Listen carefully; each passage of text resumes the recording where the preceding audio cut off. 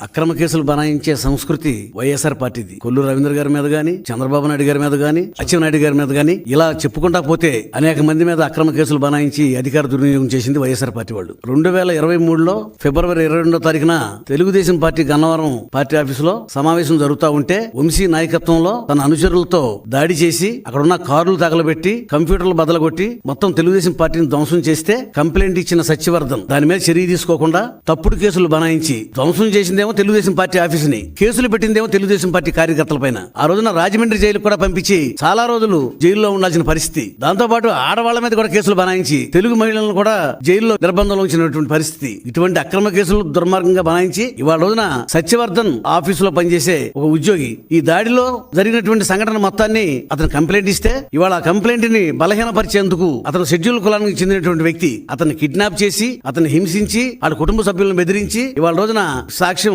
తారుమారు చేసేందుకు ప్రయత్నం చేస్తా ఉంటే ఇవాళ సత్యవర్ధన్ కుటుంబ సభ్యులు కంప్లైంట్ ఇచ్చారు. మేము దళితులు, మా మీద అక్రమంగా దాడులు చేస్తా ఉన్నారు, బెదిరిస్తా ఉన్నారు, మమ్మల్ని కాపాడండి అని చెప్పి వాళ్ళు పోలీస్ స్టేషన్ కంప్లైంట్ ఇస్తే ఆ కంప్లైంట్ మీద ఎస్సీ ఎస్టీ అట్రాసిటీ మీద ఇవాళ వంశీమోహన్ అరెస్ట్ చేస్తే అక్రమ కేసు అంటా ఉన్నారు. మీరు బెదిరించింది యథార్థం కదా? ఇవాళ సత్యవర్ధన్ గానీ వాళ్ళ కుటుంబ సభ్యులు గానీ బెదిరించబట్టే తప్పుడు సాక్ష్యానికి అతను సిద్ధపడ్డాడు. ఇవాళ కేసులను తారుమారు చేయాలని చెప్పి ప్రయత్నం చేసింది మీరు. దళితులను బెదిరించి వాళ్ళని భయపెట్టి లొంగ తీసుకుని కేసులను తారుమారు చేయాలని ప్రయత్నం చేస్తున్నాం. ఇవాళ రోజున కుటుంబ సభ్యులు ఇచ్చిన కంప్లైంట్ మేరకు ఇవాళ ఒక ఫిర్యాదు ఐపీసీ సెక్షన్ ప్రకారం 506 అంటే సాక్షిని బెదిరించడం అది తీవ్రమైన నేరం. సాక్ష్యాన్ని ఎవరు కూడా బెదిరించకూడదు. వాడికి స్వేచ్ఛను ఇవ్వాలి. వాడి ఇష్టం వచ్చినట్టుగా కోర్టులోకి సాక్ష్యం చెప్పే అవకాశం ఇవ్వాలి. వాడిని పట్టుకుని బెదిరించి వాడిని ప్రలోభ పెట్టి హింసించి ఇవాళ రోజున కిడ్నాప్ చేసి మరి వాళ్ళ కుటుంబ సభ్యులను బెదిరిస్తే వాళ్ళ కుటుంబ సభ్యులు కంప్లైంట్ ఇచ్చారు. అసలు అక్రమ కేసులు అంటే నేను మించిన అక్రమార్కుడు ఎవరైనా ఉన్నాడా? గన్నవరం నియోజకవర్గంలో శాసనసభ్యుడిగా పోలవరం కాలువ మీద ఉన్న మట్టి అంతా ఏమైపోయింది? కొన్ని లక్షల క్యూబిక్ మీటర్లు అమ్మేసుకున్నావు. బ్రహ్మలింగం చెరువులో మొత్తం అంతా మట్టి అంతా కలిపి అమ్మేసుకున్నావు.